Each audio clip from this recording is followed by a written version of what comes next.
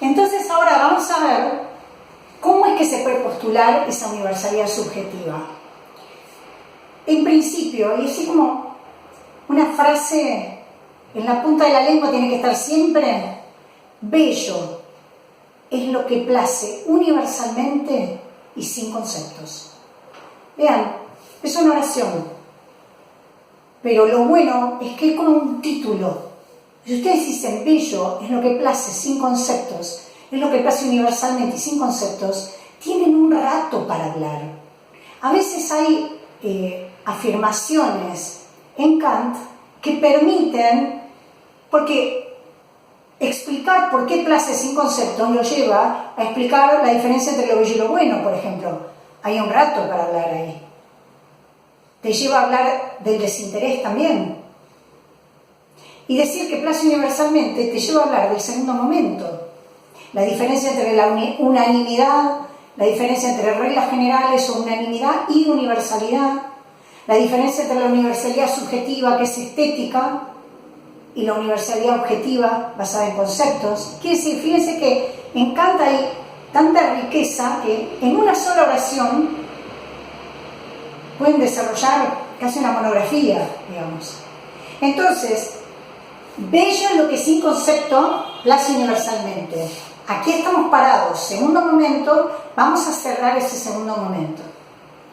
Para eso yo tengo que ahora recuperar esto como un ladrillo arriba de otro, ¿no? Esto es como un edificio que estamos construyendo. Primero se hace el pozo, se ponen los cimientos y se empieza a construir. Después ponemos columnas, segundo piso, tercer piso. Yo intento empezar así, pero hay un momento en el que les pido aquello que vimos al principio. ¿Se acuerdan de los cimientos? Bueno, lo di porque sabía que hoy lo precisaba, pero si no lo doy antes, el edificio se me cae. Por eso ahora ustedes tienen que ir al principio, a las primeras clases de Kant, y recuperar algo que estuvimos trabajando ahí cuando vimos el tema de la revolución copernicana. Igual les voy a traer a la memoria a ver si la reminiscencia nos ilumina. Estamos trabajando en el conocimiento y en el juicio de lo bello con dos facultades. Eran tres, ¿no? Por lo menos las que vemos en este curso inicial. Imaginación, entendimiento y razón. La razón la dejamos guardada, todavía no la estamos evocando. Estamos con imaginación y entendimiento. El tema es que la imaginación y el entendimiento eran las facultades que también operaban en el acto de conocer, pero resulta que ahora también operan en el juicio de gusto. Entonces, ¿qué pasó? ¿Cómo puede ser? Es que son las mismas, pero se comportan de manera diferente y se relacionan de manera diferente. Entonces, lo que les propongo es hacer como un comparativo. Olvídense por un rato de esta parte, vayamos a esta. Las facultades eran dos, imaginación y entendimiento. Operan en el conocimiento y operan en la estética. Veamos qué pasaba en el conocimiento. En el conocimiento, el entendimiento determina a la imaginación. Determina a la imaginación. El conocimiento requiere de dos facultades. La imaginación, que es la que combina lo múltiple dado. Freno ahí. La imaginación era la que operaba la primera síntesis. Yo percibo los datos sensibles, ¿sí? Con los sentidos tengo impresiones. ¿Qué hago con todo eso? El empirismo suponía que no había que ordenar. Kant dice, no, todo eso, si yo no lo ordeno, tengo una rapsodia de sensaciones, es decir, un desorden de sensaciones. Yo tengo que ordenar eso que percibo. ¿Cómo lo ordeno? Bueno, lo primero que sale a operar es la facultad de la imaginación, que hace la primera síntesis, enlaza todas esas sensaciones múltiples, cuando en filosofía les dicen lo dado, tiene que ver con lo que percibís con los sentidos. Entonces, la imaginación va y hace una primera síntesis, la enlaza y la ordena en el espacio y el tiempo, que eran las intuiciones puras de la sensibilidad. ¿Se acuerdan? Eran intuiciones a priori, que están en la estructura a priori del sujeto, de la razón. Entonces, ordena esas sensaciones percibidas y las enlaza, digo, y después las ordena en el espacio y el tiempo. Pero con eso, vos todavía no tenés un objeto de conocimiento. Es como el primer momento. La imaginación, después que hace eso, es como si se lo diera esa primera síntesis espacio-temporal de lo percibido, se la da al entendimiento, a la otra facultad. Y esa otra facultad, ¿qué hace? Le otorga unidad. ¿Qué quiere decir Kant dice otorga unidad? La ordena en conceptos. Porque eso era un material enlazado espacio-temporalmente, pero todavía no hay conceptos ahí. ¿Y cuáles eran los conceptos puros del entendimiento? ¿Cómo se llamaban? Categorías. Quiere decir que este primer enlace, la imaginación, una vez que lo enlaza, se lo da al entendimiento y el entendimiento lo ordena en esa especie de, entre comillas, moldes que eran las categorías, que era, por ejemplo, la de causalidad, que es la que más nombramos para que se ubiquen. El entendimiento, en ese sentido, es la facultad de las reglas, porque es el que pone orden, le da unidad a eso múltiple percibido, lo ordena en conceptos. Y él hace una segunda síntesis. Una vez que hace la segunda síntesis, ¿qué logra? Delimitar lo múltiple percibido, lo determina, lo delimita. Aquello enlazado por la imaginación, el entendimiento le otorga unidad. Ahora, ¿cuál es la diferencia como fundamental? Ya no hace falta que lean más nada. Con esto que acabo de decir, ¿qué grandiosa diferencia hay con el plano estético? Ya con lo que está escrito, ni siquiera se tiene que acordar de lo anterior. Que acá hay conceptos. ¿Y cómo empecé? Empecé diciendo que lo bello place universalmente y sin conceptos. Y lo repito, así para que quede musicalmente, ¿no? Lo bello place universalmente y sin conceptos. Pero si lo bello place sin conceptos, alguien me podría decir, ¿y entonces cómo es que opera el entendimiento? Si el entendimiento es la facultad de los conceptos. Los conceptos eran las categorías. Los conceptos puros del entendimiento son las categorías. Pero si lo bello place sin conceptos, ¿por qué opera el entendimiento? Como, ¿qué tiene que hacer ahí? No tiene nada que hacer. No sirve. Molesta. Veamos qué pasa. Es que en el ámbito estético el entendimiento va a operar, pero de otra manera. El entendimiento ya no va a tener el poder que tenía. Porque en el ámbito del conocimiento, es como que la facultad estrella es el entendimiento. La imaginación le opera como si fuera un auxiliar, como si fuera un secretario, que lo ayuda, le ordena todo como para que él venga y dé la última palabra. Porque después de ese orden, de esa determinación conceptual, entonces sí se ha construido el objeto, se elaboró el objeto de conocimiento.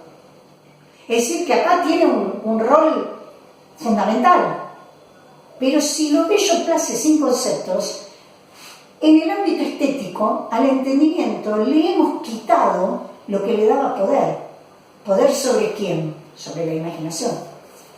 Lo que lo hacía más poderoso, ¿delante de quién? De su ayudante. La imaginación. Entonces, ¿qué es lo que pasa? En la estética también operan entendimiento e imaginación, pero ahora el entendimiento está al servicio de la imaginación. ya no es determinante, porque no hay conceptos. Y la imaginación ahora ya no está tan sometida y subsumida al servicio del entendimiento, sino que ahora la imaginación concuerda con el entendimiento, pero sin estar subordinada. Eso hace que entonces estas facultades, en lugar de que una esté subsumida o subordinada a la otra, eso hace que ahora se hallen en un acuerdo espontáneo de facultades denominado libre juego. Armonizan mejor, ninguna somete a la otra.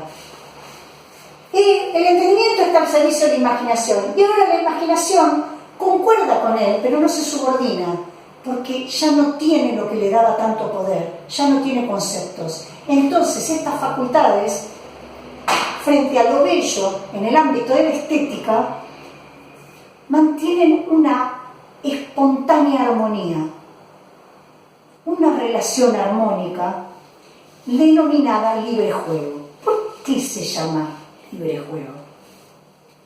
Se llama libre juego porque ahora la imaginación ya no está sometida, como decíamos, y no está sujeta a la coerción del concepto.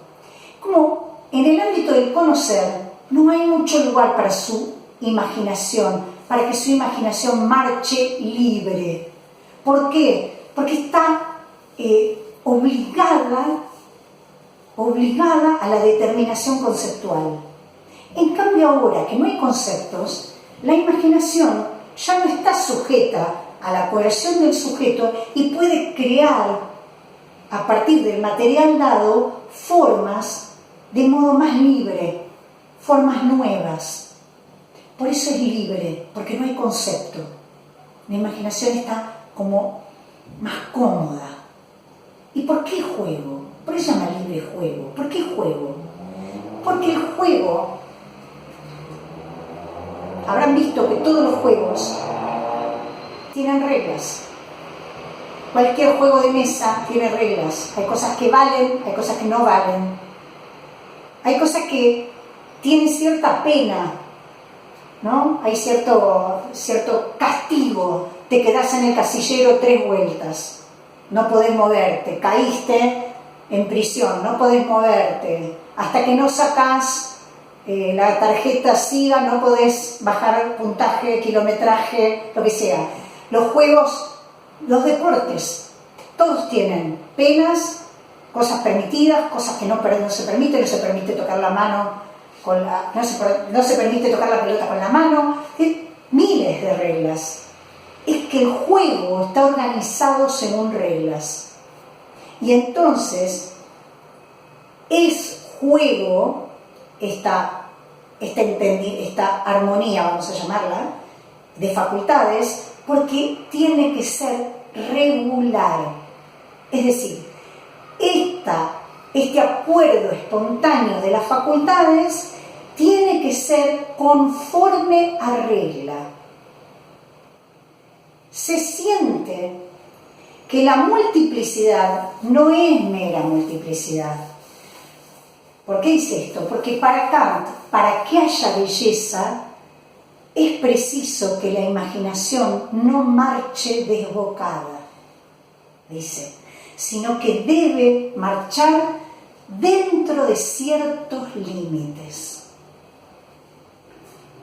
Ayúdense. ¿Vieron la situación en que a uno le dicen, acá tenés una hoja, acá tenés un lápiz, dibujá lo que quieras?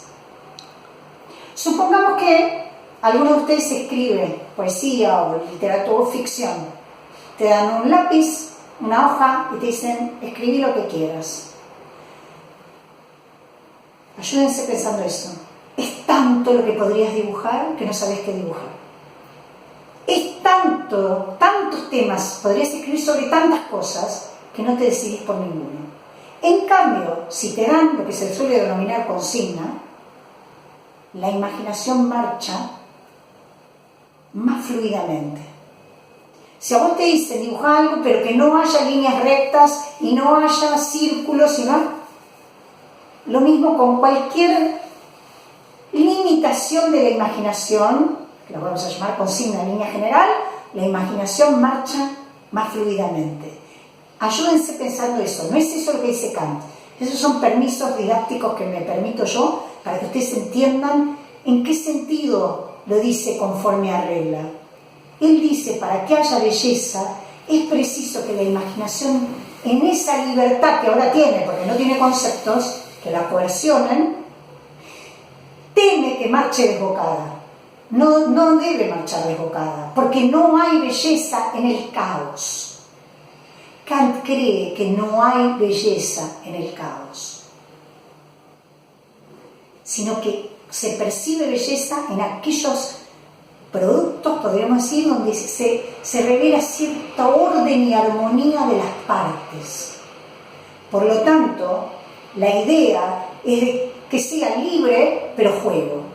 Es decir, libre, pero conforme a regla, para que la imaginación no marche desbocada, sino que la imaginación en esa libertad, ya que no tiene concepto, marche siempre dentro de ciertos límites. En el sentimiento de belleza ya sabemos que no hay concepto. Sabemos que está en relación a un estado de ánimo. ¿Está en relación a un objeto? No. Está en relación a la representación del objeto. ¿De acuerdo? Lo bello, pregunto, ¿es subsumible? No. ¿Lo bello es demostrable? No, porque si no sería un juicio lógico. O sería un juicio de conocimiento. Entonces lo bello no es subsumible y lo bello no es demostrable. Sin embargo, la representación del objeto bello, dice Kant, se nos ofrece con cierto orden y armonía. Lo bello nunca es desorden, lo bello nunca es caos. Ayúdense pensando en el caso del cielo estrellado. ¿Se percibe un caos? No. Se percibe cierto orden. Ayúdense con eso por ahora. Después vamos a avanzar sobre eso. Pero con esto, si van por esta línea, incluso en una rosa, ¿cómo se abre la rosa? Desde que es un pimpollo hasta que se va abriendo. ¿Se percibe caos? No. Esa belleza parece ordenada según reglas. Bueno, la regla, no el concepto, la pone el entendimiento. Como ahora el entendimiento no tiene conceptos, no puede imponer unidad, pero sí pone cierta regla para que la imaginación no se desmadre, digamos. En lo bello, dice Kant, hay cierta regularidad que no atañe al entendimiento, sino al acuerdo espontáneo entre imaginación y entendimiento. Frente a la belleza, imagínense el cielo estrellado, dice Kant, se siente la belleza aunque ignoremos cuál es su concepto. Nos atenemos al puro espectáculo, así dice. Es maravilloso, porque te está diciendo que no importa, no tenés que entenderlo. Es bello igual, aunque no lo entiendas. Una licencia. Siempre, después de Kant, me pareció tan feo de nuestra parte los adultos, cuando un niño muy chiquito viene, muy orgulloso y nos muestra su dibujo. Y el dibujo suele ser un garabato, ¿no? De colores. ¿Qué es la primera pregunta que le hace un adulto a ese niño? ¡Qué lindo! ¿Qué es? Después de Kant, no tendríamos que coercionar la belleza de ese dibujo, exigiéndole al niño que nos diga un concepto. ¿Por qué no podemos disfrutar de esos colores, de esas formas? ¿Por qué tenemos que entender qué es? Si él muy orgulloso lo muestra, él todavía no está estropeado como nosotros. Nos está mostrando una belleza de colores y de formas. ¿Qué tenemos que molestarlo preguntándole qué es? Si lo bello clase sin concepto, no hay necesidad de preguntarle qué es. decir, qué lindo, es hermoso. No importa qué es, no importa.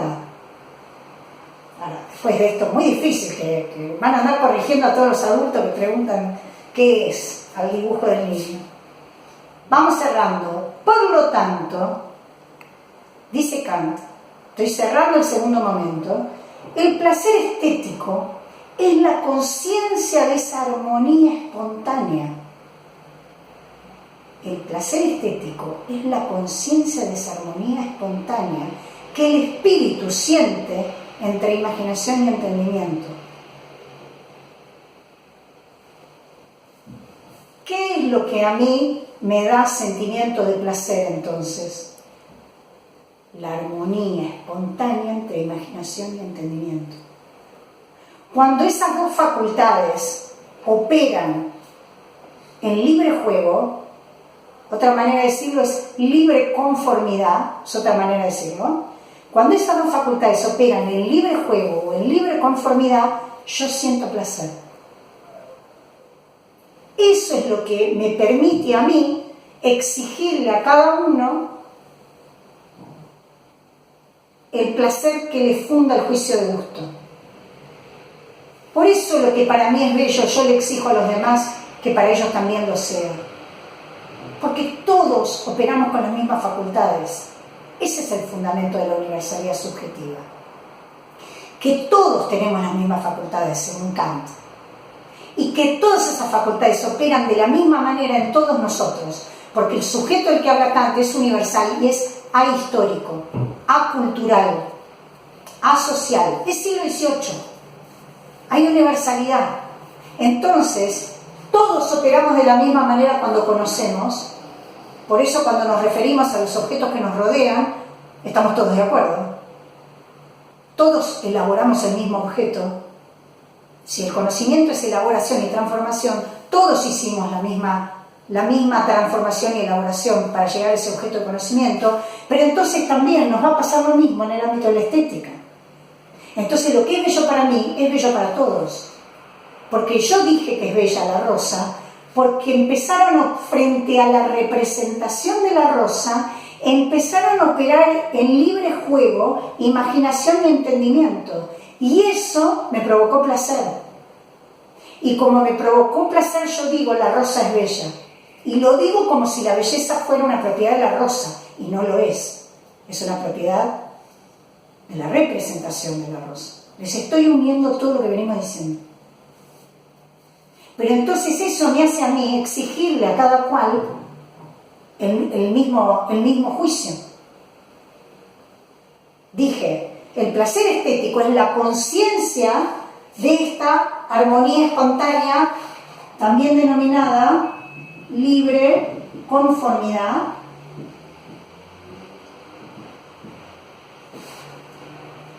que el espíritu siente entre imaginación y entendimiento, una libre conformidad. Este sentimiento carece de cualquier aspecto individual, es clave, carece de cualquier aspecto individual, no es algo que te pasa a vos solo, porque atañe a aquello que todo sujeto posee en común. Porque atañe a aquello que todo sujeto posee en común, que es el espíritu y sus facultades. Así explica Kant la universalidad subjetiva, por lo tanto estética, del juicio de gusto.